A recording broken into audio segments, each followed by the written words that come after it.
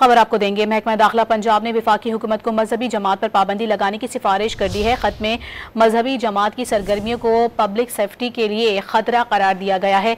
मजीद इस खत का क्या मतन रहा, जानेंगे डॉन न्यूज़ के नुमाइंदे वसीम रियाज हमारे साथ मौजूद हैं। जी वसीम, बताएगा।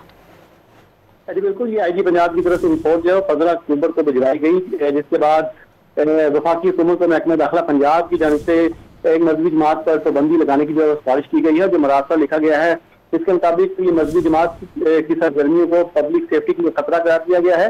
मजहबी जमात की जानिब से जज्बात भड़काकर बदअमनी पैदा की जा रही है। PLP की मजहबी जमात की क़यादत को इंसानी जानो माल के ज़िया का जिम्मेदार जो है वो इस मुकाबले में ठहराया गया है। इसमें मजीद बताया गया है कि मजहबी जमात 8 सालों से पुरतशद्दुद एहतजाज में मुलव्वस रही। पुलिस, शहरियों और सरकारी अमलाक को नुकसान पहुंचाया गया, जिसके शवाहिद जो है वो भी सामने आए। इस जमात का फिरका वाराना नफरत फैलाने के इल्जाम जो है वो भी लगाए गए हैं। मजहबी तंजीम मुसलसल रियासती रिट को जो है वो चैलेंज करती आ रही है।